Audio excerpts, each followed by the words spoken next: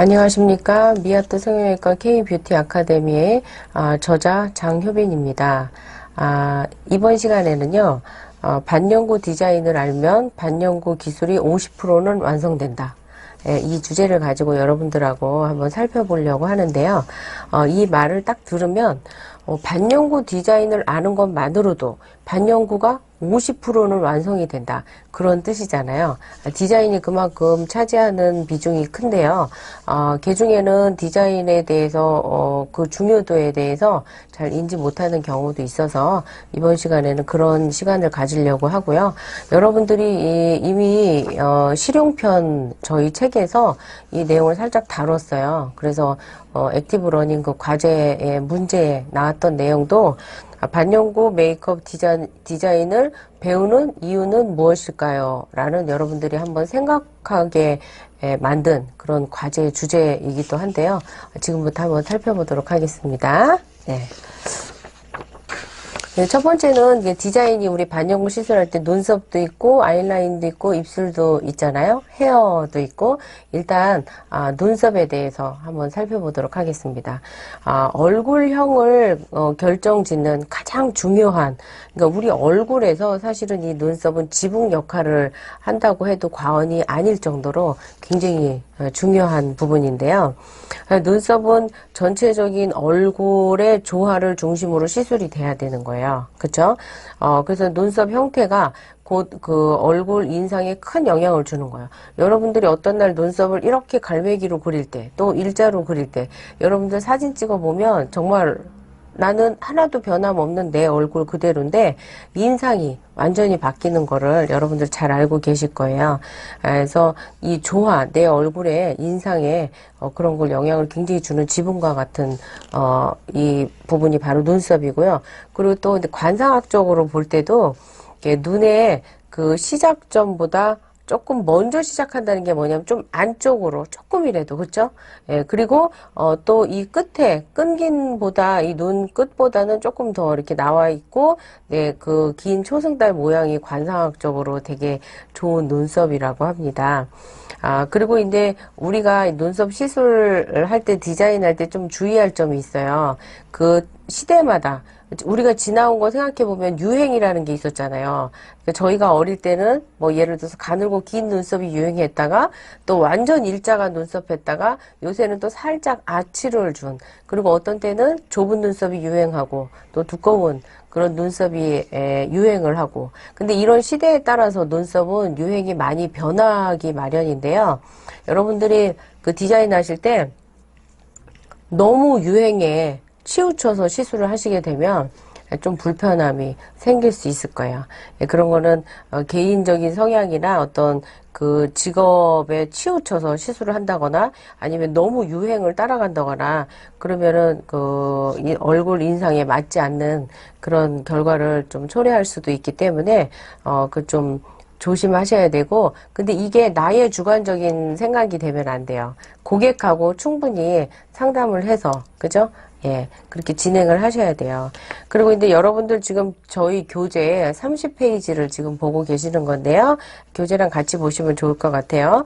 그 얼굴형의 그림이 나와 있거든요. 그래서 눈썹은 얼굴의 황금 비율을 기준으로 해서 크게 이제 3등분이 되는데요. 첫째는 이 눈썹을 볼 때 3등분이 된다는 거예요. 눈썹 앞머리에서 눈썹 산까지를 한 3분의 2 정도로 보고 그리고 이제 나머지 눈썹 산에서 꼬리까지를 3분의 1 그렇게 기본으로 구성이 되는 거고요. 황금 비율. 그리고 이제 또 세 번째는 이 눈썹의 두께하고 윗입술의 두께하고 대칭이 돼야 되고요. 그리고 눈썹 산과 그리고 입술 산이 또 대칭을 이루어야 되는 거죠. 그 올라가는 그 곡선 그런 게 완만함 이런 게 다 맞아야 되는 거예요. 그래서 반영구 이제 눈썹에도 어떤 일정한 황금 비율이라는 게 존재한다. 그렇게 아시면 되고요.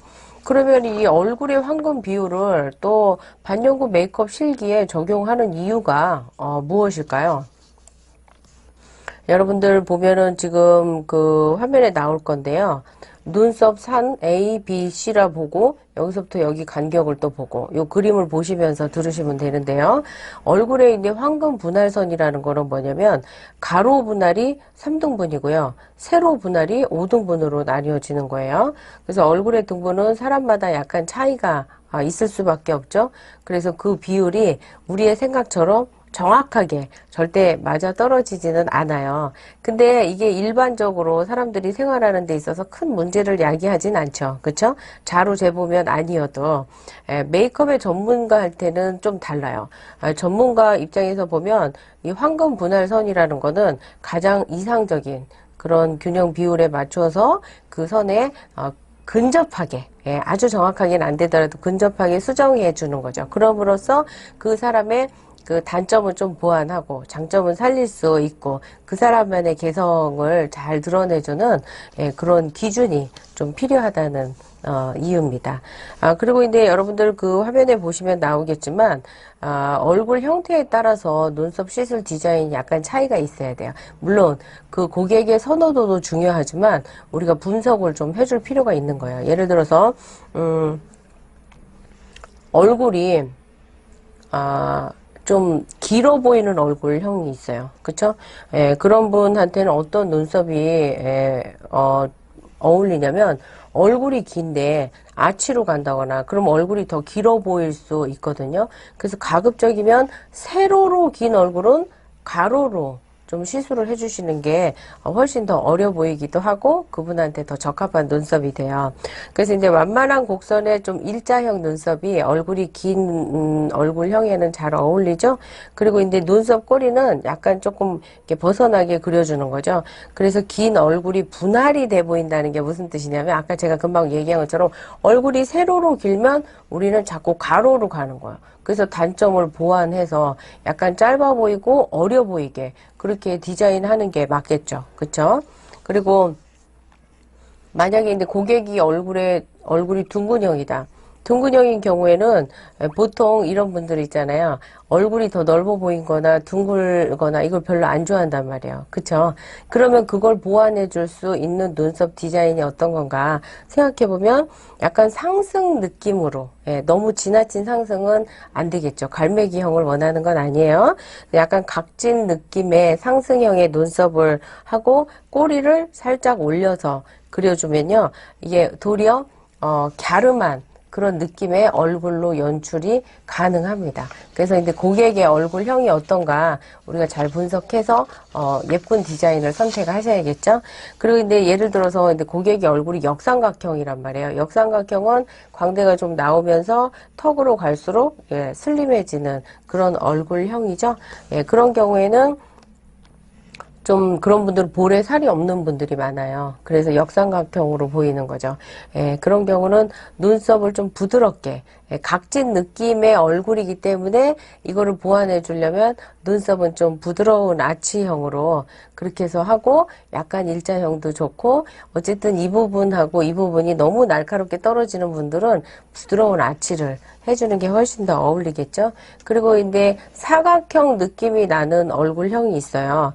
근데 각진 얼굴이잖아요. 그러면 각진 얼굴을 커버하기 위해서는 눈썹을 좀 너무 가늘게 하지 않으면서 둥근형, 좀 부드러운 느낌이 나는 게 좋아요. 그래서 아치형 눈썹이라든지 완만한 곡선을 이루는 눈썹이 이분들한테는 이 턱이 강조되지 않게 그런 눈썹을 하시면 되고요. 근데 뭐 굉장히 이상적인 얼굴형이 이제 계란형이잖아요. 그쵸? 어떤 눈썹이라도 잘 소화할 수 있는 그런 얼굴형이기 때문에 크게 디자인이 문제되지는 않아요. 여러분들이 이제 저희 저자들이 지난번에 실용편 책을 여러분들한테 소개를 했잖아요.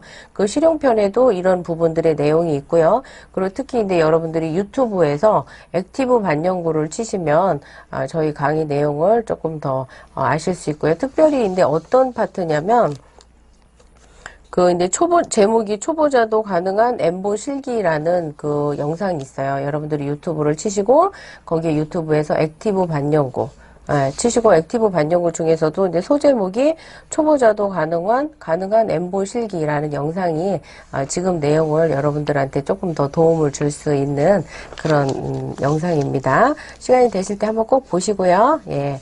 자, 이제 교재 33페이지 한번 살펴볼게요. 이제 디자인을 하시면서 이제 그 실기로 나가는 건데요. 이제 그 시술 하실 때, 디자인 하실 때 주로 사용하는 편인데, 의료용, 마카펜이나 잘 지워지지 않으니까, 그래도 디자인 펜슬 중에서도 워터프루프나 조금 더 유지가 되는 그런 펜슬을 사용하셔서, 눈썹 디자인을 지금 배운 것처럼 고객의 얼굴형과 조화가 되도록 그렇게, 디자인을 그렇게 작업을 진행하시면 되는데요. 그리고 이제 디자인 펜슬 사용하실 때 여러분들 저희 그 영상에도 있고 교재에도 나와 있는데요. 곡선자를 사용하시면 보다 좀 정확하게 디자인을 하실 수가 있어요. 그래서 이제 중앙에 표시를 하시고 그리고 나서 이쪽에서 정확히 이렇게 떨어지는 간격 이렇게 할 때 그냥 대충 하시지 마시고 곡선자를 대셔서 정확하게 그렇게 하는 게 왜 그러냐면 디자인을 잘 못하고 반영구 시술이 완성도가 높을 수는 없어요.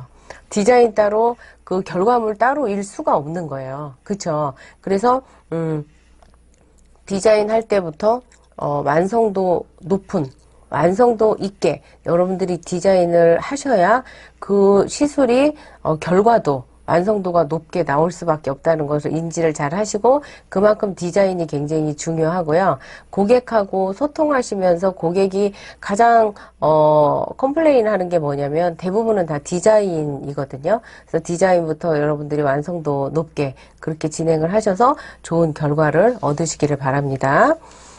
그리고 근데 이런 내용들이 저희 이제 이코리아 그 이제 화면에 이제 광고 이제 자막이 나갈 건데요. 이코리아 TV를 보시면 이런 내용들이 보다 더 자세하게 또 나올 수 있습니다. 여러분들이 참고하시고요. 근데 의료용 마커 펜에도 이렇게 눈금이 가 있는 자도 있어요. 그게 없으실 때는 곡선자를 사용하시든지, 그래서 이제 디자인을 아까 배운 대로 정확하게 잘 하시는 게 좋아요. 그리고, 중요한 거는 우리가 종이에다가 이 디자인을 하고 그림 그리는 게 아니거든요. 고객의 얼굴에 해야 된다는 건 뭐냐면, 고객에는 얼굴의 형태가 있어요. 그쵸? 그 얼굴형에 맞춰서 조화롭게, 그렇게 해서 디자인을 하시면 돼요.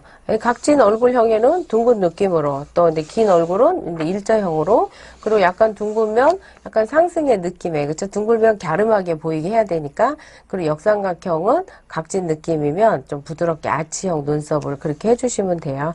그리고 이제 디자인 하시고 나서 여러분들이 곧바로 시술 들어가면 안 되겠죠. 반드시, 이제 고객하고 소통을 하셔야 돼요. 거울 보여드리면서 서로 상의하면서 이거는 나만 좋으라고 할 수는 없으니까 고객하고 소통을 좀 하셔야지 좋은 결과 또 고객이 만족을 하셔야 되니까 그래서 고객이 오케이 하면 다음 진행 나가시면 되는 거죠. 그쵸? 네. 그리고 이제 우리가 반영구 연습지를 통해서 기본 디자인을 먼저 연습해 보는 게 중요해요. 그쵸? 충분히 제가 이제 저희가 연습지에서 또 종이에서 이런 데서 완성이 됐을 때, 그쵸? 그리고 고객의 이제 얼굴에 그렇게 하시면은 되겠죠. 여러분들이 일단 숙련된 기술이 필요하다는 뜻입니다.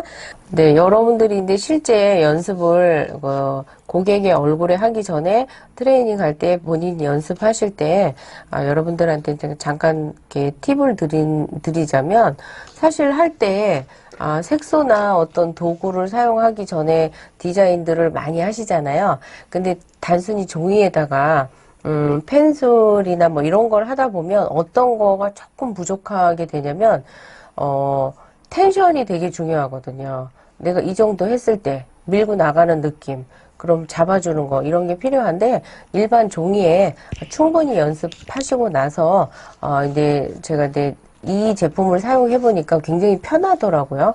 그래서 저희 아카데미에서도 이 제품을 사용하는데요.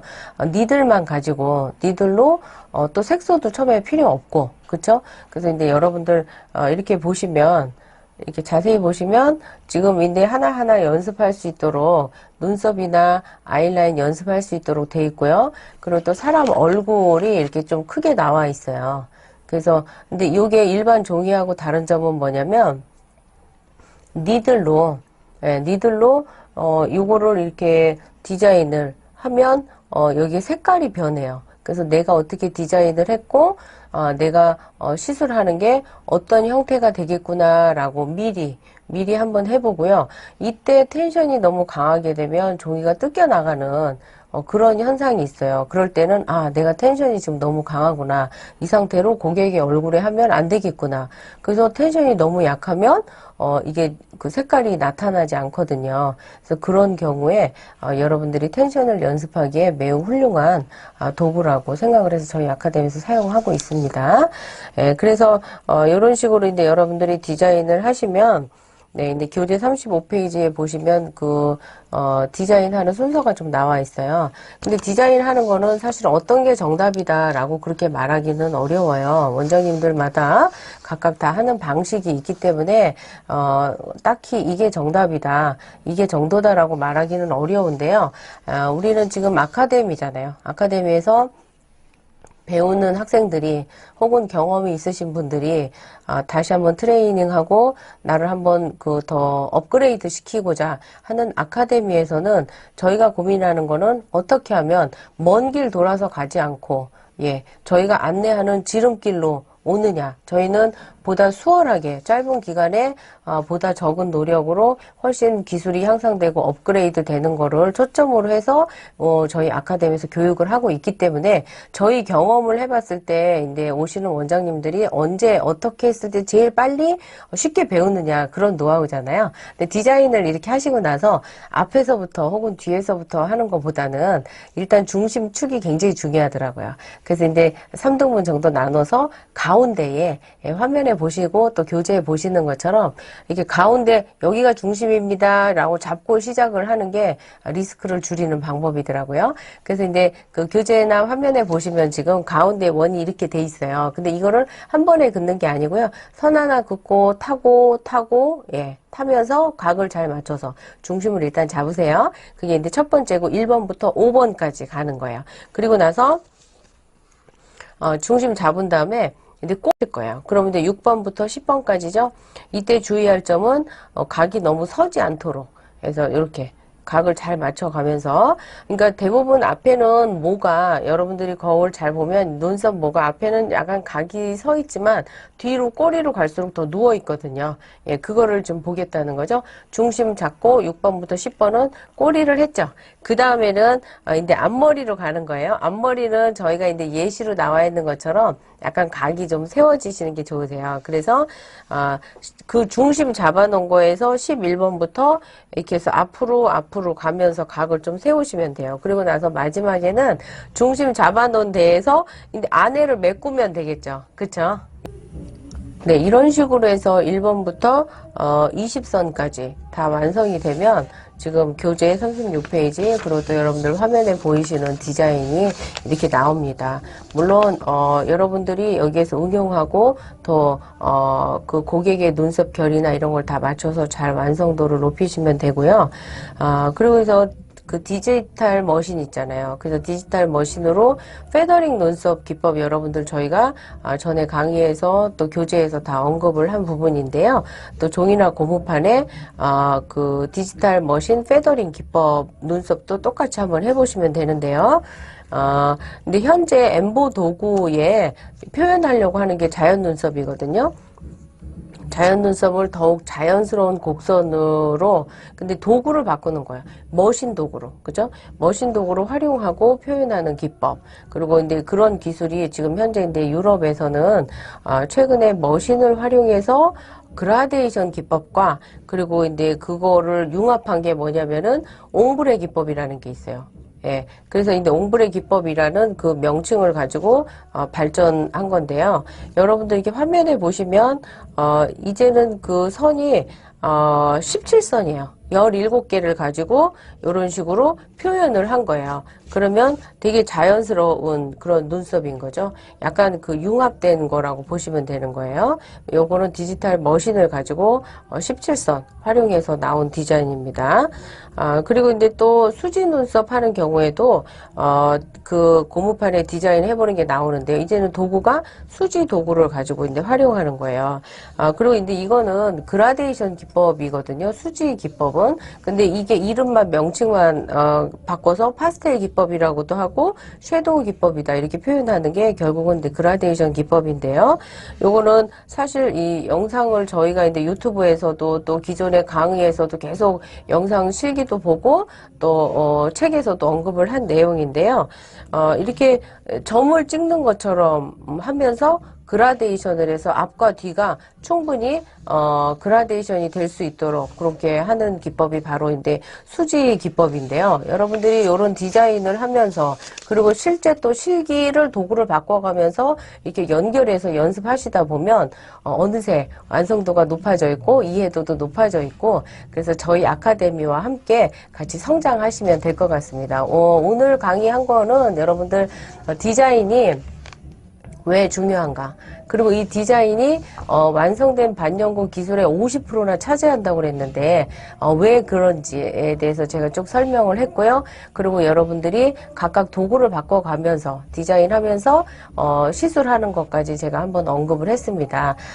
이게 반영구에서는 디자인을 무시할 수가 없어요. 정말 디자인 중요한 거고요. 디자인만큼 여러분들의 숙달된 기술, 응용 기술 계속 업그레이드 하는 거. 저희는 이런 거를 주 안점으로 해서 저희 아카데미를 지금 운영하고 있습니다. 저희 아카데미와 함께 또 강의를 통해서 배우시고 또 오프라인으로 오셔서 저희 병원에서 실제 아카데미 교육을 받으시고 저희와 함께 같이 배우고 성장하는 여러분들이 되셨으면 좋겠습니다.